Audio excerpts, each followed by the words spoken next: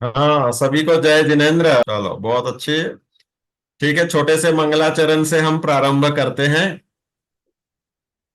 पूर्वोपार्जित निज दोषों से जग रोगी है बाल समान। प्रभु आप भव रोग मिटा कर उन्हें किया निरोग महान। निज हित अहित ज्ञान में शिशु सम सभी जगत जनों के वेद। औषधि बतलाई प्रभुवर जो अचूके अनमोल अभेद्य। सभी को जय जिनेन्द्र। जैसा कि अभी विपुल जी ने आपको परिचय में बताया, मैं BAMS हूँ। आयुर्वेद से जो 5.5 साल का कोर्स होता है, तो मैं उसी से अपनी बात प्रारंभ कर रहा हूँ। विषय पे आते हैं सीधा, स्वास्थ्य के अहिंसक नुस्खे। भाई, ऐसा जीवन जिसमें हम कभी बीमार ही ना हो, और पूरा इस तरह का जीवन हो कि जिसमें स्वास्थ्य बिल्कुल अच्छा रहे और किसी प्रकार की हिंसा नहीं करनी पड़े, और हम पूरा जीवन अच्छे निरोगता से जिए। ऐसा जीवन क्या हो सकता है? तो मैं बोलता हूं कि हाँ, 100% हो सकता है। और ये मैं नहीं कह रहा हूं, ये 1993 में, 1993 में टाटा मेमोरियल रिसर्च इंस्टीट्यूट है बॉम्बे में। मैंने बॉम्बे से BAMS किया है। फाइनल ईयर में मेरी जब ओरल एग्जाम हो रही थी, तो हमारे उस एग्जामिनर ने पूछा, क्या तुम जानते हो जैन लोगों में डायबिटीज, कैंसर और ब्लड प्रेशर की बीमारी सबसे कम पाई जाती है? ऐसा टाटा मेमोरियल रिसर्च इंस्टीट्यूट का रिसर्च पेपर है। तो मैंने बोला, साहब ये तो मैं नहीं जानता कि रिसर्च पेपर में क्या है। तो उन्होंने बोला कि भाई आप मुझे ये बताओ कि वे ये रिपोर्ट किस बेस पे बना रहे, तुम्हारा क्या रीजन, तुम क्या सोचते हो कि ऐसी क्या चीज है कि जो तुम जैन लोगों में है और हम लोगों में या बाकी लोगों में नहीं है, और इस वजह से आपको डायबिटीज, ब्लड प्रेशर और तीसरा कैंसर, 3 बीमारियां आपके जैन समाज में कम पाई जाती हैं। तो मैंने कहा, साहब देखो, हम तो सबसे पहला सिद्धांत मानते हैं अहिंसा परमो धर्म। हम अष्टमूल गुणों का पालन करते हैं और स्वाध्याय, धर्म, ध्यान की निरंतर एक्टिविटी में रहते हैं। हम अपने षटावश्यकों में देव पूजा, गुरु उपासना, स्वाध्याय, संयम, तप, दान, इनकी एक्टिविटी रखते हैं। सामायिक आदि के माध्यम से निराकुल या टेंशन फ्री होते हैं। तो बोले, बिल्कुल सही है।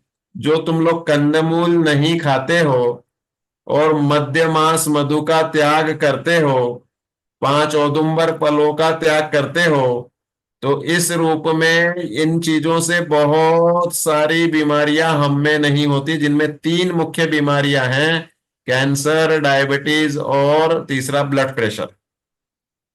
तो बोले, जैन सम ये 1993 का रिपोर्ट है। उनका कहना है कि भाई जैन लोग बहुत सेटिस्फैक्ट्री रहते हैं और बहुत अच्छी दान, दया, शील, व्रत की एक्टिविटीज में इन्वॉल्व रहते हैं।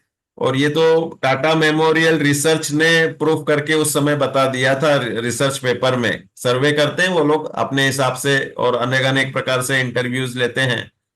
तो ये आपको बहुत खुशी की बात है कि हम इतने अच्छे लेवल पे हमारी दिनचर्या, श्रावकचर्या, खान पान का, रहन सहन का अपना स्तर है, वह बहुत ही स्वास्थ्य के अनुकूल रहता है। ऐसा टाटा मेमोरियल रिसर्च ने भी स्वीकार किया। चलो, अब हम आगे बात बढ़ाते हैं कि भाई हमारे जैन दर्शन में जो श्रावकाचार दिया है, इस श्रावकाचार के बेस पे ही हमारा पूरा जो आज का चर्चा सत्र है हम केंद्रीभूत कर रहे हैं। और इसी में सब स्वस्थ रहने के अहिंसक नुस्खे मिल जाते हैं।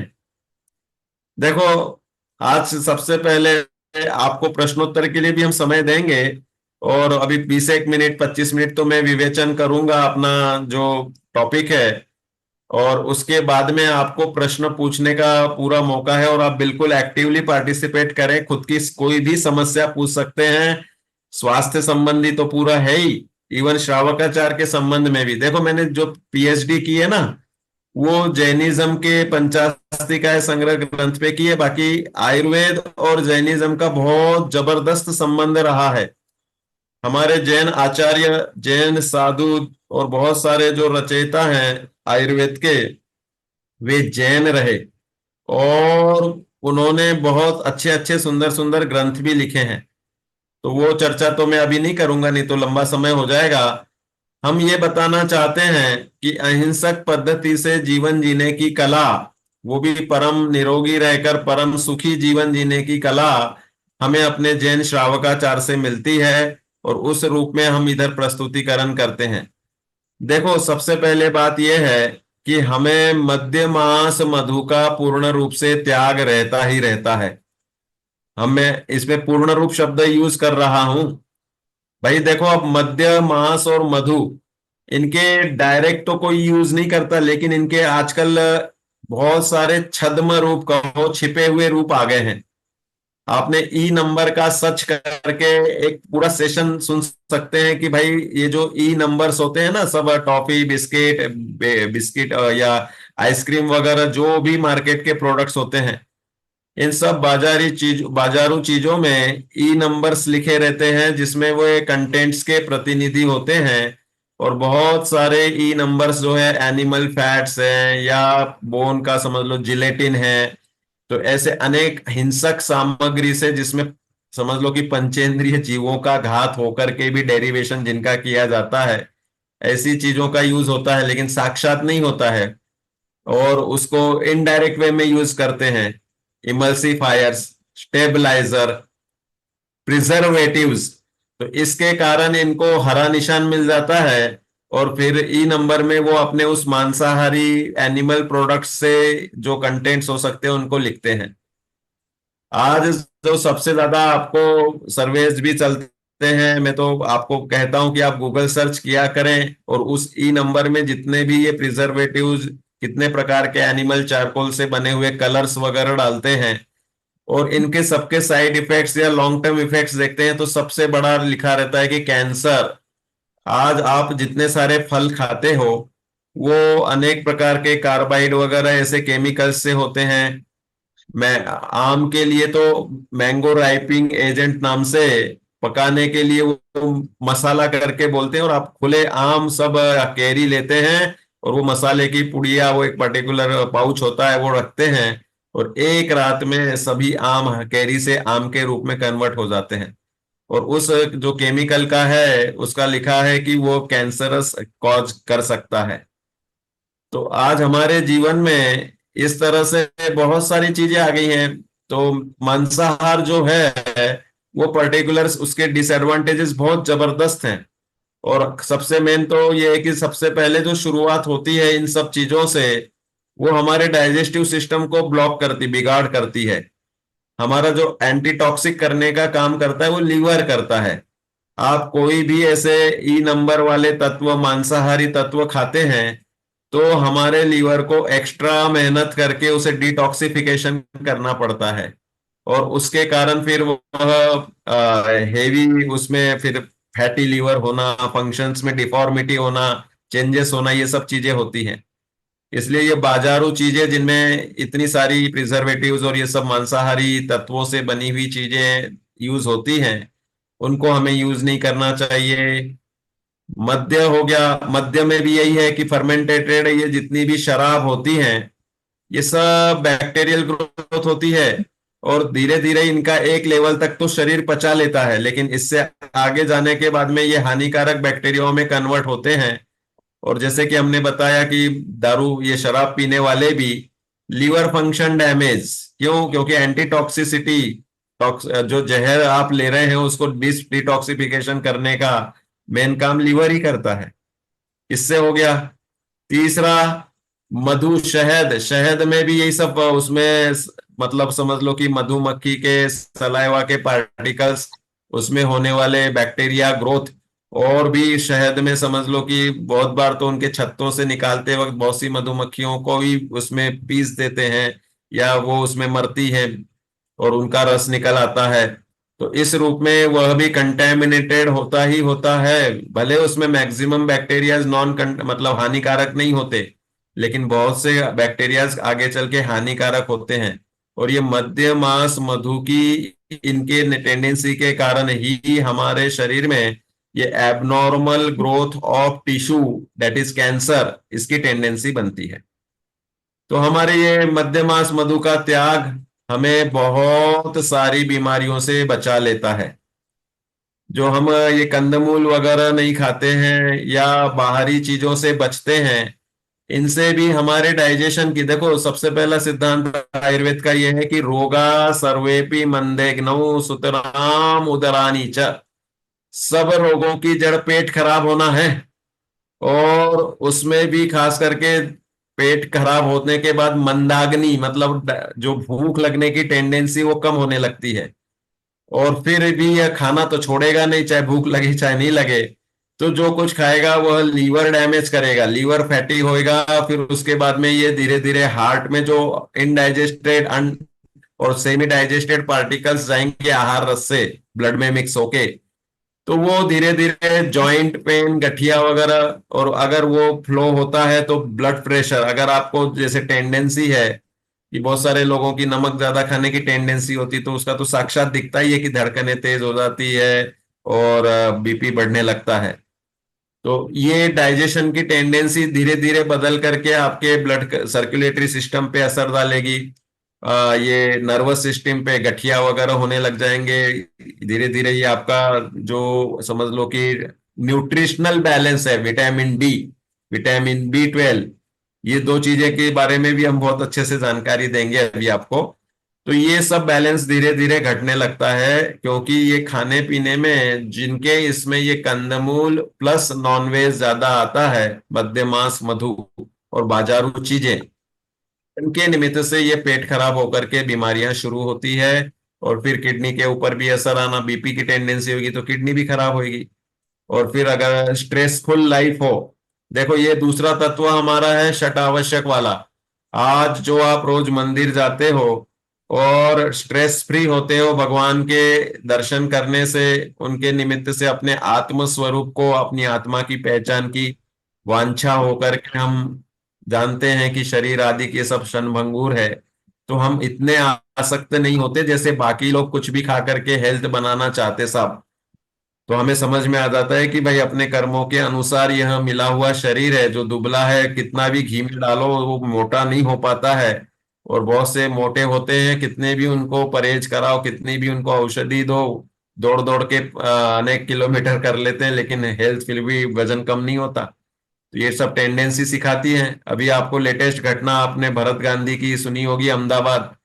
41 ईयर्स के थे, कार्डियोलॉजिस्ट थे, और बहुत अच्छे समझ लो कि बाईपास करने में एकदम मास्टरमाइंड। और वही खुद हार्ट अटैक से मर गए। खुद ही मतलब इतना सतर्क रह करके रेगुलर वो करते थे प्रैक्टिस वगैरह, और अनेक प्रकार से कार्डिया मतलब कार्डियक स्पेशलिस्ट, कार्डियोलॉजिस्ट थे, तो भी वह कार्डियक अरेस्ट से मर गए। इससे सिद्ध होता है कि हमें कुछ ना कुछ ऐसी एक थ्योरियों को मानना चाहिए कि जो हमारे जानकारी में नहीं रहती है, और वह हमें जैन दर्शन से मालूम पड़ती है। तो इससे यह भी प्रूफ होता है कि कर्म है, कर्म सिद्धांत है। और जो कुछ हम स्ट्रेस लेते हैं, स्ट्रेस, वो भरत गांधी के इसमें यही है कि वो दिन में 10-10 12-12 ऑपरेट कर लेते, ऑपरेशंस करते थे, 7-7 8-8 का था। तो अधिक एक्सर्शन मानसिक हो और शारीरिक हो, दोनों ही हमारे लिए नुकसानदायक होता है। तो ये मानसिक स्ट्रेस के कारण ये समझ लो जितने भी डिसऑर्डर्स हैं, बीपी होना, फिर किडनी खराब होना, अनेक प्रकार से, पहले तो डाइजेशन पे भी असर आ जाता है, गैस गैस एसिडिटी बनेगी। ये मानसिक स्ट्रेस को संभालने का पार्ट है हमारा, वह भक्ति, पूजा, स्वाध्याय, ये धर्म ध्यान की चीजें हैं। ये हमें स्ट्रेस फ्री करती हैं।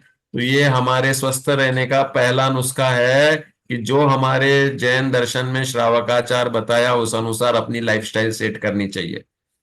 अब मैं आपको जनरलाइज कुछ अपने और भी खान पान की चीजें बता देता हूं। देखो हम जितना भी कुछ ले रहे हैं ना, सब कुछ हमें प्रकृति देती है, निसर्ग देता है। क्या क्या लेते हैं हम? सबसे पहले ये याद रखो कि हमें हवा चाहिए, हवा। एक हवा दवा। स्वस्थ रहने के लिए इनहेलिंग कैपेसिटी अपनी अच्छी होनी चाहिए। ऑक्सीजन को तो सभी लेते हैं, श्वास तो सभी चलती रहती है, लेकिन डीप ब्रीदिंग लेकर के स्वस्थ रहने वाले कम होते हैं। आपको अनुलोम विलोम करो, भस्त्रिका, भ्रामरी और कपाल भाती, इनका 3 मिनट या 5 मिनट रेगुलर करना चाहिए, तो वो बहुत अच्छी टेंडेंसी है। और दूसरा, डीप ब्रीदिंग लेकर खुली हवा में, अपने गार्डन्स हैं या फिर जहां पे पॉल्यूशन लेवल कम हो, ऐसे स्थान में जाकर के डीप ब्रीदिंग लेनी चाहिए। तो आपके फेफड़ों का स्वास्थ्य सबसे अच्छा रहेगा, और फेफड़ों के स्वास्थ्य अच्छे रहने से ऑक्सीजनेटेड ब्लड अच्छे से जाएगा, तो कार्डियक मतलब हार्ट के लिए भी फायदा रहेगा। तो हवा तो आपको लेनी ही लेनी है, उसे लेने का तरीका रखना है। देखो, ये एसी में रह रहे के हम बहुत से पैक पैक रहने लग जाते हैं, सब चीजें बंद कर देते हैं और फिर एसी चलता है टेम्परेचर मेंटेनेंस के लिए। तो उससे क्या होता है, ऑक्सीजन रेशो कम होता है, और इसलिए नेसेसरी ये है कि हमें खुली हवा में जाना जरूरी है। एक हवा 100 दवा के बराबर है। बहुत सारे केसेस में ऐसा देखा गया कि जो हार्मोनल इम्बैलेंस होता है, किसी को थायराइड हो रहा है साहब, किसी को डायबिटीज हो रहा है, और किसी को अनेक प्रकार से ये कम है हार्मोन हो जाते हैं, इंसुलिन कम होगा तो डायबिटीज हो जाता है, और थायराइड में थायरोक्सिन कम हो जाता है, लीवर में बिलिरुबिन वगैरह के रेशो कम होंगे या गड़बड़ा जाएंगे तो लीवर फंक्शन डैमेज होता है। तो इस तरह से इन सब चीजों में जब डीप ब्रीदिंग लेकर के ब्लड सर्कुलेशन परफेक्ट होता है, तो ये चीजें नॉर्मलाइज होने लगती हैं। तो इसलिए ऑक्सीजन सबको अच्छे से लेना चाहिए। 5-7 मिनट तो डीप ब्रीदिंग और ये 4 अभ्यास जो हमने बताए हैं, अनुलोम विलोम वगैरह के, प्राणायाम के, करना चाहिए। सेकंड मंत्र है धूप। ये हमारा बहुत बड़ा चिकित्सक है, धूप। आज ऐसे रिसर्च आ रहे हैं फॉरेन कंट्रीज से कि जिसमें बताते हैं कि रेगुलर रूप से जो धूप रहने का रेशो था, जो 500 साल पहले था, एक तो हमने इतना इंडस्ट्रियलाइजेशन कर दिया है, इतनी पॉल्यूशन लेवल बढ़ा दिया है। हमारे इधर जयपुर के तो अजमेरी गेट वगैरह इस पे लिखते हैं कि इतने इतना पॉल्यूटेड एरिया हो गया। वो दिल्ली में तो वो स्मोक बनता है जो समझ लो दिवाली के बाद में, उस समय पॉल्यूशन लेवल सबसे उधर हाईएस्ट पे पहुंच जाता है। तो कहने का मतलब ये है कि हमने पॉल्यूशन कर करके एक तो हवा भी दूषित कर दी, और साथ में धूप की किरणें जैसी पृथ्वी पर आनी चाहिए थी वैसी लेवल पे नहीं आती है, और सब अपन धूप से वंचित रहते हैं। और विटामिन डी का जो रेशो है वो हमारा सबका कम निकलता है। अमेरिकन जो कि सब नॉनवेज वगैरह खाने वाले रहते हैं, उनके इसमें भी लगभग अनेक 23% लेस, मतलब 77% में विटामिन डी ठीक ठीक मिलता है और 23% लेस मिलता है। और हमारे भारत में जो कि हम उष्ण कटिबंधीय क्षेत्र के हैं, तो सूर्य की रोशनी अच्छी मिलती है, फिर भी हमने फ्लैट वगैरह और बाकी की टेंडेंसी ऐसी बना ली है, बहुत से पॉल्यूशन ऐसे एरिया हैं कि जिसकी वजह से अल्ट्रा वायलेट रेज जो धूप की है वो परफेक्ट नहीं आती। आपको कम से कम 20 मिनट से लेके 40 मिनट्स धूप लेनी चाहिए, क्योंकि विटामिन डी का शाकाहारी सोर्स ये ही है। आपको नहीं तो बोन के, ये जो विटामिन डी के सैचेट्स वगैरह बनते हैं, ये बोन के उसके समझ लो कि पीस करके और उसमें से कंटेंट्स निकाल के बनता है। तो इसलिए बहुत नेसेसरी है कि रेगुलर स्किन पे आनी चाहिए। बहुत बार हम बोलते हैं सर्दियों में हम दिन भर ही धूप में रहते हैं, अरे भाई आप तो उस समय और कपड़े ओढ़ ओढ़ के बैठते हो, तो skin पे कहाँ धूप टच होती है। तो इस रूप में हमें ये ध्यान देना चाहिए कि हमें मिनिमम 20 से 40 मिनट्स डेली, इवन गर्मी हो चाहे सर्दी हो, बारिश में भी जब धूप मिले तो लेना चाहिए। उसमें भी टाइमिंग है, विशेष रूप से 7 से 9 लो तो अच्छा है, 9 से 11 भी ले सकते हैं, और थर्ड लेवल 11 से 1 बजे तक ले सकते हैं, क्योंकि अल्ट्रा वायलेट रेडिएशन सूर्य का इन समयों तक अच्छा रहता है, बाद में वो अपने रूप में जैसे भी पश्चिम की तरफ। तो मैं ये बताना चाह रहा था कि धूप की भी रिक्वायरमेंट बहुत नेसेसरी होती है। और इसके बाद में मैं बताना चाहूंगा कि पानी, पानी भी अपने आप में बहुत बड़ी औषधि होती है।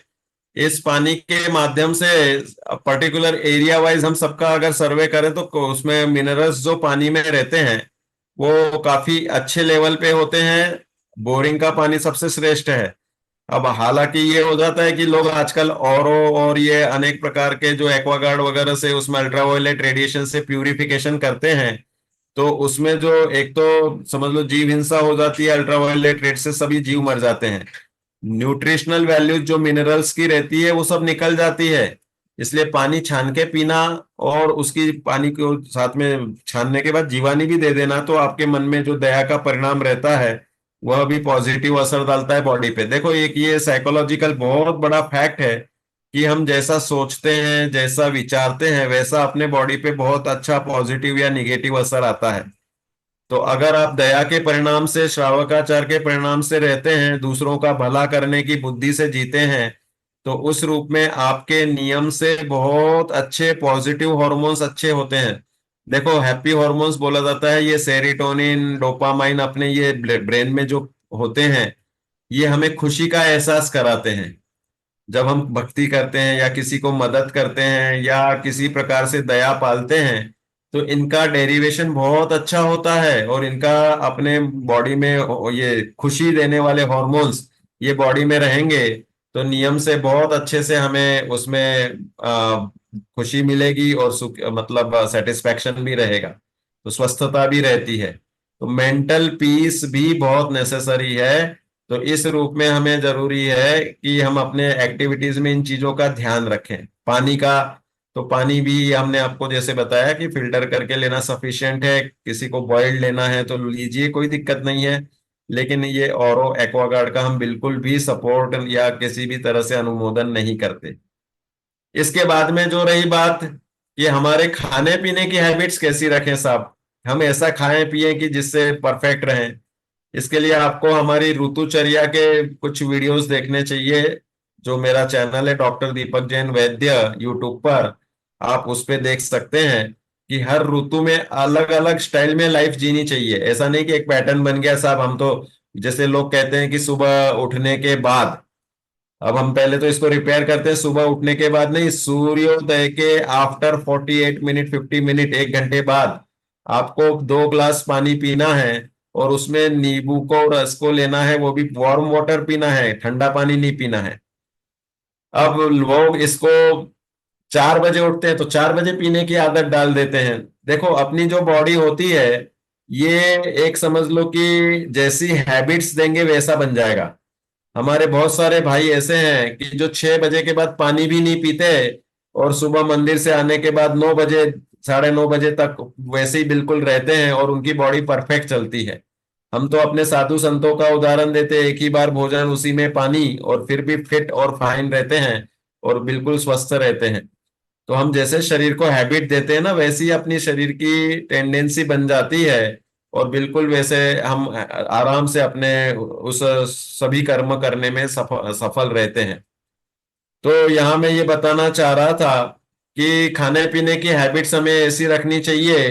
तो सुबह जो पानी लेने का है तो सबके लिए नहीं है, जिनको कफ होता है उनको नहीं लेना चाहिए भाई। जिनको न्यूट्रिशनल वैल्यू चाहिए उनके लिए बहुत अच्छा है, क्योंकि जो आप समझ लो लगभग 14 घंटे का एक उपवास कर लेते हो, अगर 6 बजे एक पानी पिया है और सुबह 8 बजे आप ले रहे हो, तो 6 और लगभग समझ लो कि सुबह का ये 2 घंटे और ले रहे हैं, तो 14 घंटे के उपवास के बाद आप लेते हैं, तो आपके बॉडी में जो इनडाइजेस्टेड पार्टिकल्स रहते हैं वो पूरे डाइजेस्ट हो जाते हैं, बॉडी में टॉक्सिसिटी नहीं बढ़ती है। इसलिए छोटा सा 14 घंटे का डेली उपवास जो चलता है, वो अपनी जैसी आदत डालोगे वैसे आपके लिए न्यूट्रिशनल होगा। फिर उसके लिए हम बोलते हैं कि भाई विटामिन सी का एक रेशो अपने बॉडी में बहुत अच्छा रहना चाहिए। तो आप सुबह 1 नींबू 2 नींबू निचोड़कर 2 ग्लास 3 ग्लास तक पानी पीते हैं गुनगुने पानी में, तो वह विटामिन सी का रेशो अच्छा होता है। टॉक्सिसिटी को भी दूर करने के लिए ये नींबू पानी काम कर लेता है। और जिनको कफ होता है उनके लिए नहीं है, सब चीजें सबके लिए नहीं होती है। लोग कहते हैं कि साहब हम ये बिना मतलब ही ये हरड़ खा ले क्या, या कोई और ऐसी चीजें कि जैसे भाई अर्जुन छाल ठीक रहती है। तो हम कह रहे हैं कि भाई बिना मतलब क्यों लेना चाह रहे हैं, आपको कोई प्रॉब्लम चल रही हो तो लीजिए ना, ये खाद्य नहीं है, ये मेडिसिन है। तो इस रूप में देखा जाए तो हमें अपनी टेंडेंसीज बदलनी चाहिए। सब चीजें सबके लिए नहीं है, अपनी तासीर को पकड़ना सीखना चाहिए। पित्त प्रकृति वाला अगर गर्म पानी ज्यादा पिएगा तो उसको पित्त उफनने लग जाएगा।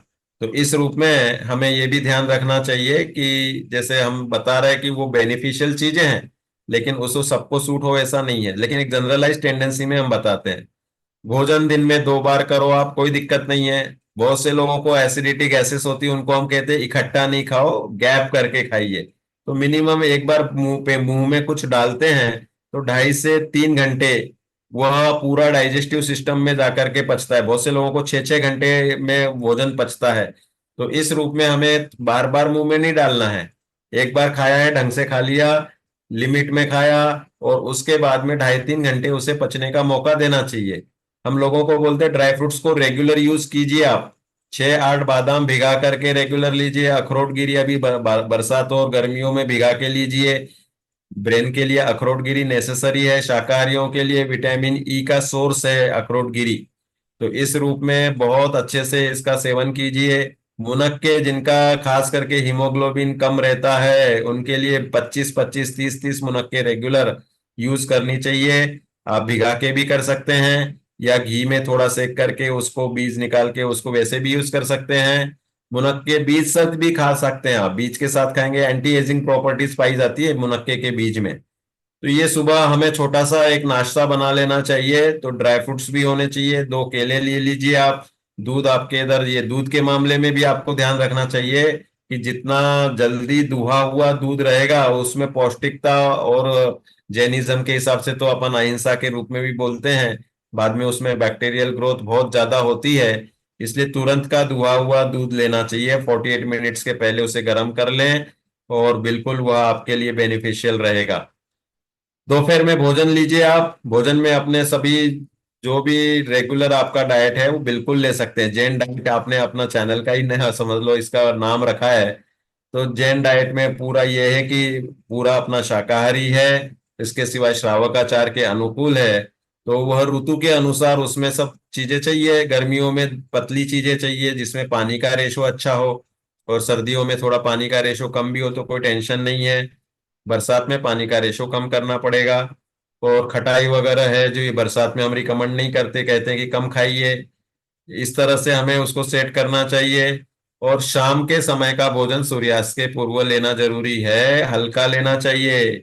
सुबह का नाश्ता तो आप राजा जैसा लीजिए, दोपहर का भोजन आप लीजिए सेठ जैसा, और शाम का भोजन लेना है फकीर या भिखारी या कोई बिल्कुल एकदम कम लेने वाले पुरुषों जैसा। क्योंकि शाम को अपना मूवमेंट्स कम रहता है, कदाचित ज्यादा भी रहे तो भी सूर्य तो चला जाएगा अपने टाइमिंग पे, तो पाचन की क्षमता वीक होती है। तो इस रूप में कुछ साधारण मैंने बातें बताई। अब आपका प्रश्नोत्तर का समय है। अब आप लोग प्रश्न पूछो। बीच में कीर्ति जैन जी ने किया था हैंड रेज, तो आप विपुल जी उनको अनम्यूट करते जाएं और प्रश्न पूछते जाएं। तो उसके निमित्त से बहुत सारी चर्चाएं आपको मिल जाएंगी। आप अपनी समस्याएं पूछ सकते हो, मैं उसे घरेलू उपचार से आंसर दे दूंगा। मेरे पास नॉलेज पूरा है क्योंकि मैं 2 साल से सेल्फ आरोग्यम पढ़ा रहा हूँ। तो सब चीजें अच्छे से रेगुलर रिपीट और रिवीजन होती रहती है। तो बिल्कुल आप पूछ सकते हैं, मेरा उत्तर तैयार रहेगा आपके प्रश्न पे। जगदीश शाह जी से आपने शायद अनम्यूट किया है, बोलिए साहब। हाँ। मैं नी का ऑस्टियो आर्थराइटिस का क्योर और इम्प्रूवमेंट अपने बीएमएस में है क्या? हाँ बिल्कुल, ये किट में है आयुर्वेद क्या? में, आयुर्वेद में घरेलू अपने मसालों में, घरेलू चीजों में, सब में ऑस्टियो आर्थराइटिस ये कह रहे हैं जोड़ों के। इसमें जो प्रॉब्लम होती है, एक ऑस्टियोपोराइसिस होता है, ऑस्टियोपीनिया होता है, हड्डियां कमजोर होने लगती है, विटामिन डी का रेशो कम होने लगता है, तो ये सब चीजें डेवलप होती है। हम सबसे पहले इनमें सलाह देते हैं कि आपको सभी जोड़ों में प्रॉब्लम है या पर्टिकुलर जॉइंट्स में प्रॉब्लम है, आपको धूप का सेवन ज्यादा से ज्यादा करना है, एक।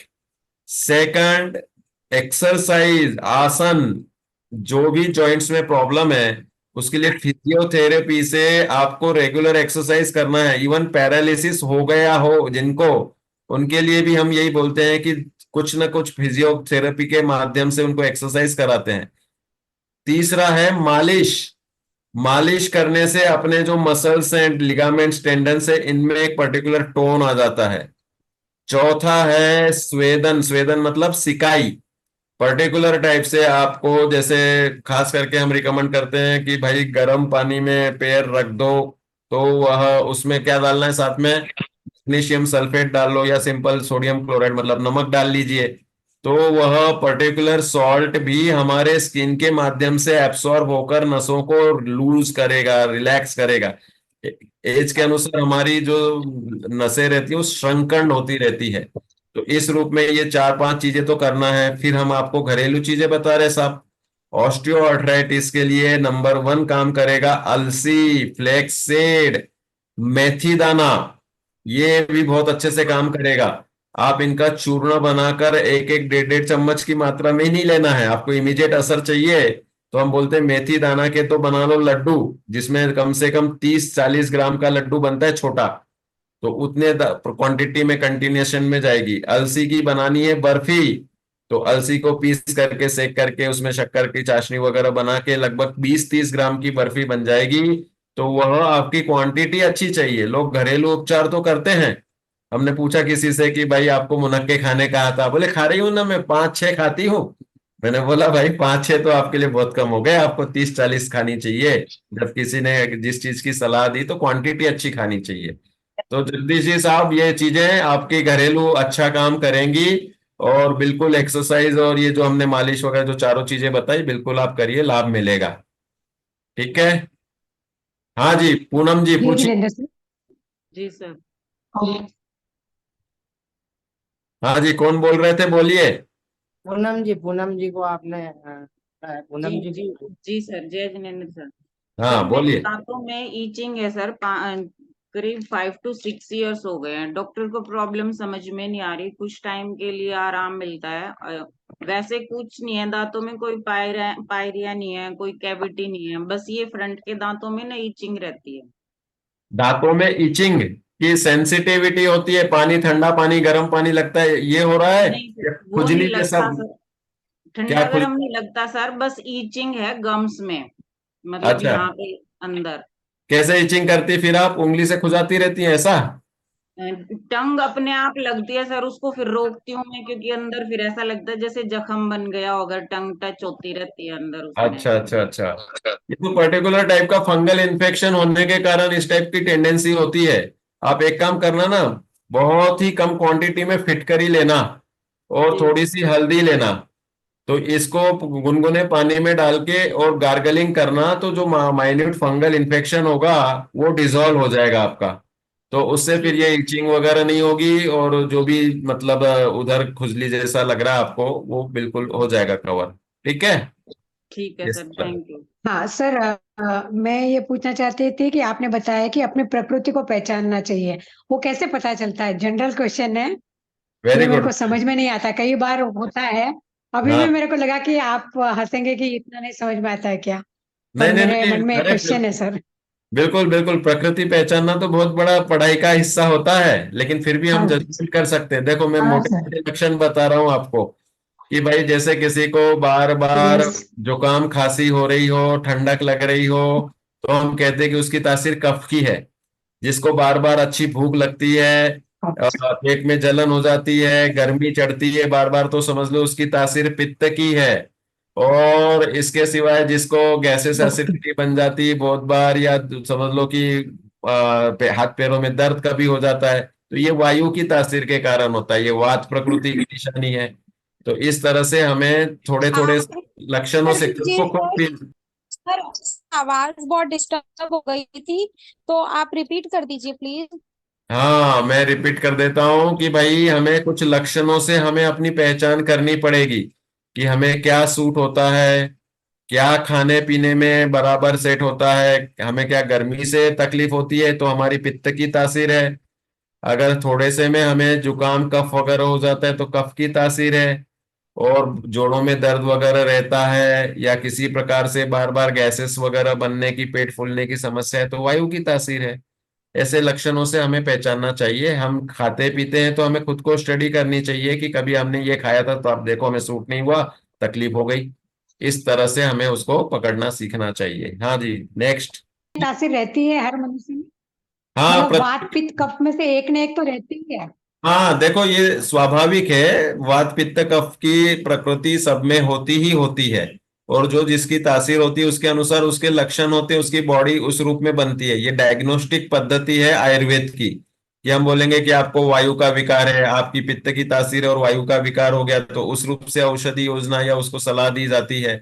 तो ये प्रकृति परीक्षण में आपको एकदम से नहीं आएगा, ये तो हम लोग वैद्य लोग होते हैं इसकी काफी, ये तो मैंने एक एक दो दो लक्षण बता दिए, कम से कम 40-40, 50-50 लक्षण होते हैं। नाड़ी पकड़ के नाड़ी को हम देखते हैं आपके, कि भाई ये किस तरह से मूव कर रही है, उसके सब रिदम वगैरह से प्रकृति यथार्थ में पकड़ में आती है, और उससे हमें ट्रीटमेंट देने में बहुत बड़ा मतलब गाइडेंस मिल जाता है। इस तरह से समझना। हाँ जी sir. Thank you sir. Okay. जय जिनेन्द्र। मुझे ये पूछना था कि अभी जैसे रेनी सीजन चालू है, लेकिन मेरे बेटे की विटामिन डी और B12 दोनों बहुत कम आए हैं। तो अभी सनलाइट तो इतना है नहीं, तो हम घर पे और क्या कर सकते हैं जैना पूर्वक, जो मीन्स हम खा सके, बेटे को दे बिल्कुल सके? बिल्कुल, बहुत अच्छा प्रश्न है। खास करके बरसात के दिनों में ही विटामिन डी की कमी होने की टेंडेंसी मालूम पड़ती, लोगों के जोड़ों के दर्द बढ़ जाते हैं, अनेक प्रकार से मस्क्यूलर वीकनेस हो जाती है। अब यह है कि जब सूर्य निकलेगा तब ही धूप मिलेगी, तो वो तो जब लेंगे तब लेंगे। बाकी तो इसमें यह है कि खाने पीने में जो जो कैल्शियम ओरिएंटेड चीजें होती हैं, जैसे कि हम बताएंगे आपको कि जीरा है मसाले में, फलों में अनार में है, ड्राई फ्रूट्स में ये जितने भी अपने बादाम है, अखरोट है, और इसके सिवाय जो कड़धान्य होती हैं खास करके, मतलब जैसे ये चौलाई फली है, या समझ लो कि मूंग है, उड़द है, इनमें कैल्शियम का रेशो, बाजरा इसमें अनाज में, बाजरे में अच्छा कैल्शियम होता है। तो ये कैल्शियम रिच्ड चीजें ही विटामिन डी के लिए बेनिफिशियल होती है। B12 के लिए नंबर वन सोर्स तो दूध और दही और छाछ है, और इसके सिवाय सेकंड सोर्स जो वीगन है, दूध नहीं लेना चाहते हैं, उनके लिए हम बोलते हैं कि भाई फलियां, जितनी भी गवार फली, सेम फली, मटर फली, फ्रेंच बीन्स, और जो भी फलियां आती हैं, इन चीजों को अगर आप लेते हैं तो आपके आंतों में B12 का फॉर्मेशन होता है। डाइजेस्टिव सिस्टम में अपने जो डाइजेशन की टेंडेंसी सही हो, तो B12 की कभी कमी नहीं होती है। तो ये इस तरह से इसको आप कर सकते हैं, खाने में इनका रेशो अच्छा रखें। जी जय थैंक जिनेन्द्र। यू डॉक्टर साहब। जय जिनेन्द्र। मैं शिक्षा USA से बोल रही हूँ। डॉक्टर साहब, मेरी सिस्टर भी यहीं रहती हैं, उनको अचानक ब्लड कैंसर डिटेक्ट हो गया है, तो उनका पहला कीमो हो गया है। तो मतलब क्यों हो गया डॉक्टर साहब ब्लड कैंसर? इतना अच्छा खान पान था उनका पौष्टिक, तो वो एक तो वो बताइए आप। और दूसरा, मैं उसकी सिस्टर हूँ, तो मेरे को बोन मैरो देना पड़ेगा, तो मेरे को क्या कोई प्रॉब्लम तो नहीं होगी मतलब भविष्य में? देखो, ये तो एक कैंसर होने के पीछे मैंने बताया कि हमें तो ये आश्चर्य होता है कि हमें इतने सारे केमिकलाइज्ड माहौल में रहना पड़ता है। कैंसर होने का कॉज क्या बताया है? आप अगर पॉल्यूशन इलाके, मतलब कार वगैरह के ये तो धुएं निकलते हैं ना, इसमें कार्बन मोनोऑक्साइड गैस होती है।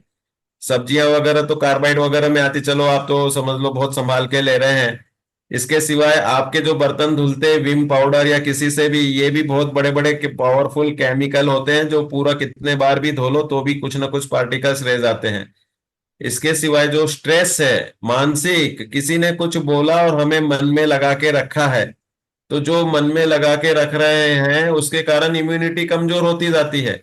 और जैसे कि हम बोलते, गांठ के कारण गांठ हो जाती है, कि आपने मन में किसी को, जैसे आप पजल्ड रह रहे हो, आप रिस्पॉन्स नहीं कर पा रहे हो, मन में एक घुटन घुटन सी रह रही है, तो ये अपने कैंसरस ग्रोथ की तरफ, हार्मोनल इम्बैलेंस की तरफ, ये थायराइड वगैरह होने की टेंडेंसी इससे ही होती है, कि जो आप क्या करूं क्या नहीं करूं ये कंफर्म नहीं कर पाते हैं, डिसीजन नहीं ले पाते, पजल्ड रहते हैं, तो उससे ये तकलीफें हो जाती हैं। तो इस रूप में होता है। अब उनमें आपको कुछ नहीं होगा, वो तो जो भी डॉक्टर्स हैं अपने हिसाब से, इसमें जो पैथी में चलती है, एलोपैथी में, तो उस रूप में वो कीमो रेडियो जो भी करना है करेंगे। आपको देने से कुछ निगेटिव कुछ इम्पैक्ट नहीं आता है, वो सब चीजें चेक करके ही बाद में वो रिकमेंडेशन करके लेते हैं। तो उस रूप में आपको ध्यान देना पड़ेगा। हाँ जी, नेक्स्ट। कुछ नहीं, आयुर्वेद के हिसाब से उनकी कुछ मदद कर सकते हैं अपन, कोई दवाई देके? हाँ, जय जिनेन्द्र दीपक जी भाई साहब। हाँ बोलिए। हाँ, मैं कोल्हापुर से बोल रहा हूँ, हेरले से। वो स्पाइन डिस्क के बारे में थोड़ी सी जानकारी चाहिए थी कि अभी प्रॉब्लम थोड़ी ज्यादा बढ़ गई है उसकी। क्या हो गया उसमें क्या, स्पाइन डिस्क में? हाँ उसके बारे में थोड़ी सी जानकारी चाहिए थी, क्योंकि डॉक्टर उसमें ऑपरेशन बोलते सीधे। तो क्या करना चाहिए उसके बारे में अब? देखो इसमें स्पाइन के जो अपने डिस्क रहती है, इसमें खास करके lumbar reason, sacral reason, L4 L5 S1, इनमें जो पर्टिकुलर पोस्चर, बैठने की पद्धति है, उसके कारण बहुत बार ऐसी टेंडेंसी होती है कि सिस्टमेटिक नहीं बैठ रहे, कंटिन्यूस चल रहा है, कोई वाइब्रेशन लग रहा है, और साथ में विटामिन डी की कमी हो, हड्डियां कमजोर हो, तो ये डिस्क या तो दब जाती, कंप्रेस हो जाती है, या इरेगुलर गैप हो जाता है। तो उस केस में हम उनको सजेशन देते हैं कि इसकी मेन ट्रीटमेंट तो ये है कि फिजियोथेरेपी, परफेक्ट एक्सरसाइज, जो भी इसके फिजियोथेरेपिस्ट होते हैं वो रिकमेंड करेंगे कि गैप आपका किस तरह से नॉर्मल होगा, ट्रैक्शन लगाना है, पर्टिकुलर आसन करवाना है, या पर्टिकुलर आजकल मशीन्स आती हैं जो 1-1 1.5 सेंटीमीटर तक उनके इम्पल्सेस जाते हैं, इलेक्ट्रोमैग्नेटिक इम्पल्सेस से वो उसको गैप को ठीक करते हैं। तो ये फिजियोथेरेपिस्ट के लिए आपको पूछना चाहिए। अच्छा, और ओके, ठीक। हाँ, दूसरा ये है कि भाई अपने को साथ में ये अगर उचित रूप से है तो विटामिन डी के लिए सबसे पहले धूप का सेवन। मैं तो बोलता हूँ लोगों को 6-6 महीने तक धूप में बैठो, जादू जैसा असर मिल जाता है, और 15 दिन में ये असर बहुत अच्छे से मालूम पड़ जाता है। तो ये हड्डियों के प्रॉब्लम में धूप तो लीजिए ही लीजिए। अगर विटामिन डी कम होता है तो ऑस्टियोफाइट्स बनते हैं, और आगे की स्टेज जो आपने बताया कि कंप्रेशन होना और ये डिस्क वगैरह की प्रॉब्लम होना होती है।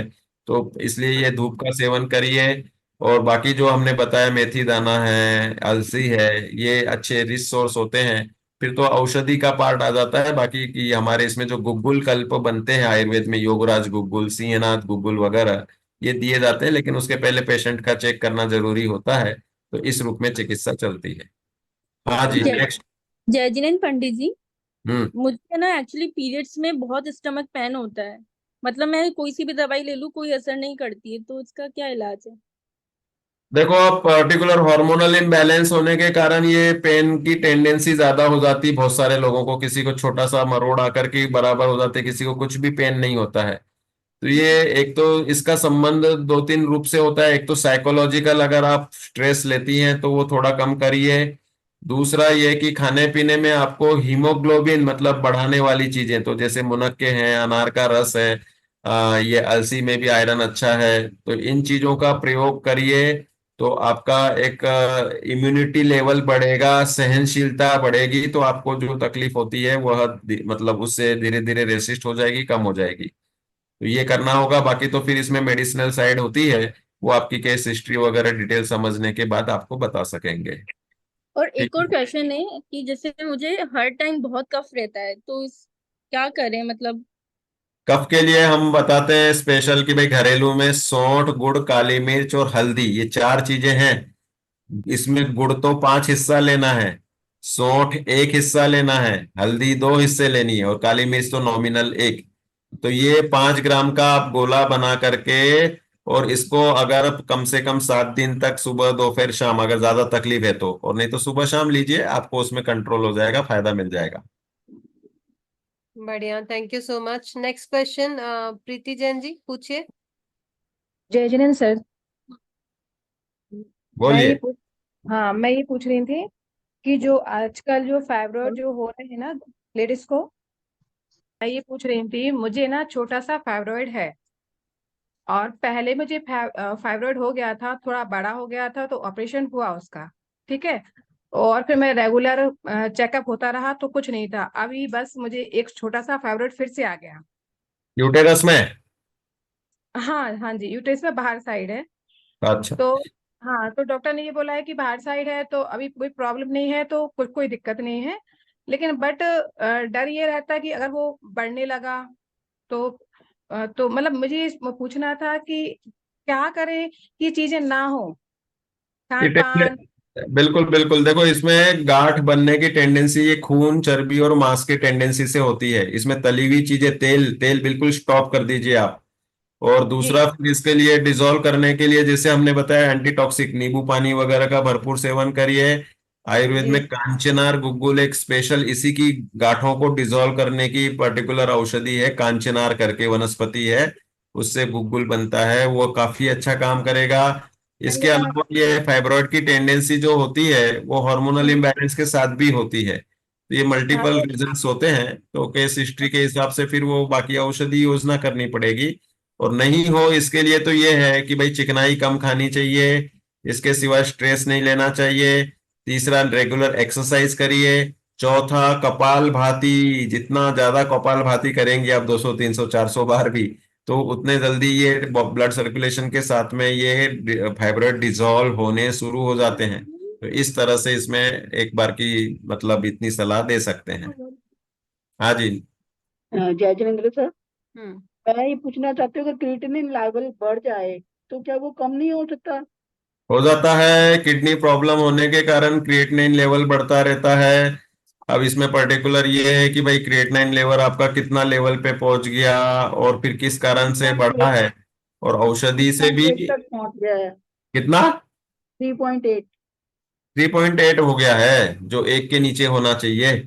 हाँ जी। लोगों का 5 5 6 6 तक भी जाता है। तो इसमें ये यही रहेगा कि पर्टिकुलर वह किडनी फंक्शन, बीपी हिस्ट्री होगी आपकी शायद, बीपी रहता होगा, इसकी वजह से बढ़ता है। और टॉक्सिसिटी साथ में, फिल्ट्रेशन पावर अपनी किडनी की कम होने लग जाती है, उसके कारण हो जाता है। तो उसमें पर्टिकुलर औषधि योजना से ही उसको ठीक किया जा सकता है, उसमें कोई घरेलू। डॉक्टर कहते हैं कि कम नहीं होएगा, इसका एक ही इलाज है कि ट्रांसप्लांट ही होएगा। नहीं, ऐसा तो नहीं होता है। किडनी ट्रांसप्लांट एकदम से इसका वो नहीं होता है, पर्टिकुलर मेडिसिन से हो जाता है। डायूरेटिक्स वगैरह भी देते हैं इसमें, और भी कुछ करते हैं। बाकी केस हिस्ट्री देख करके आपको बता सकते हैं आगे चल के, ठीक है। હા હાજી, ડાયાબિટીસ ને કંટ્રોલ કરવા માટે શું કરવું જોઈએ? डायबिटीज के लिए सबसे अच्छा है अधिक से अधिक walking, 3 to 5 kilometre daily walk होना चाहिए। दूसरा, बरोबर है। करेले के बीज, जामुन की गुठली, बेल के पत्ते, खूब सारे फॉर्मूले हैं, लेकिन मेन तो राइट। स्ट्रेस फ्री होना जरूरी है, टेंशन मैनेजमेंट होना चाहिए। दूसरा, वॉकिंग अच्छे से करिए। और तीसरा ये बरोबर। कि भाई अपने को जितने भी मतलब ये जो कड़वे पदार्थ हैं, तो वो ज्यादा से ज्यादा खाना है। करेले की सब्जी हर अल्टरनेट डेज में खाइए आप, उसमें क्वांटिटी बरोबर अच्छी है। हो जाती है। और मेथी दाना भी है, इसके सिवाय आंवले का प्रयोग भी है। डायबिटीज के लिए तो बहुत सारे घरेलू नुस्खे हैं, जो बॉर्डरलाइन डायबिटीज राइट। होती है वो इनसे कंट्रोल में हो जाती है। और बरोबर है। बाकी एक्स्ट्रा बहुत ज्यादा लेवल पे है तो फिर वो वैद्य की सलाह से, औषधि भी आयुर्वेद में बहुत सारी होती है, उस रूप में उसे बताते हैं। Okay okay, thank you sir, thank thank you. You thank you. Sunita Jain ji, आप अनम्यूट करिए। आप, हाँ, अनम्यूट करिए जी, प्रश्न पूछिए। मेरे तो पूरी बॉडी में जकड़न बहुत रहती है जी, और पूरी बॉडी में ऐसा लगता है जैसे दर्द है, कुछ समझ नहीं आता है उसमें। ये जो गठिया का टेस्ट कराया उसमें गठिया भी नहीं आई, पता नहीं क्या वजह है जी। ये मस्कुलर पर्टिकुलर संकर्ण होने की टेंडेंसी, मतलब संकुचित होने लगते हैं। आपको पूरी बॉडी में दर्द है तो देखो, एक तो गुनगुने पानी से इसको थोड़ी सिकाई करो, उसमें मैग्नीशियम सल्फेट डाल लो, आपको दुकानों पे मिल जाएगा। और दूसरा, मालिश करना जरूरी रहेगी आपको। आपके मसल्स वीक हो रहे हैं, धीरे धीरे ये हड्डियों में आने लगता है दर्द। तो सरसों के तेल में आप अजवाइन जला लें, 100 ग्राम सरसों के तेल में 50 ग्राम अजवाइन जला लो, काला हो जाएगा, छान के रख लो। और उसको फिर लगातार 15 20 दिन तक मालिश करेंगे तो ये दर्द आपका पूरा चला जाएगा। आगे भी आप इससे मेंटेन कर सकती हैं। हाँ जी, आखिरी प्रश्न ले लीजिए, समय हो गया अपना। अर्पणा, अर्पणा जी आईपैड से जो जुड़े हुए हैं, आप प्लीज, आपने हैंड रेज किया है। सर नमस्ते, मेरा प्रश्न छोटा ही है, मुझे मुनक्का क्या होता है वो समझना है। मुनक्का क्या? मुनक्का, द्राक्ष बोलते हैं गुजरात में, छोटी किशमिश होती है ना, ऐसी बड़ी होती है मुनक्का, उसी साइज में बड़े अंगूर से बनती है, उसको मुनक्का बोलते हैं। गोल्डन होती है? गोल्डन नहीं, किशमिश का ही बड़ा रूप है। किशमिश जानती हैं आप? अंगूर से जो सूख करके बनता है उसे क्या बोलते हैं आप? तो बस वो अंगूर, छोटे अंगूर से किशमिश बनती है, और बड़े अंगूर जो होते हैं वो सूख करके मुनक्का बनते हैं। इस तरह से समझ लेना चाहिए। बाकी आप गूगल सर्च कर लेना मुनक्का, तो इंग्लिश नाम और दूसरी चीजें मिल जाएंगी। जी ठीक है, बिल्कुल।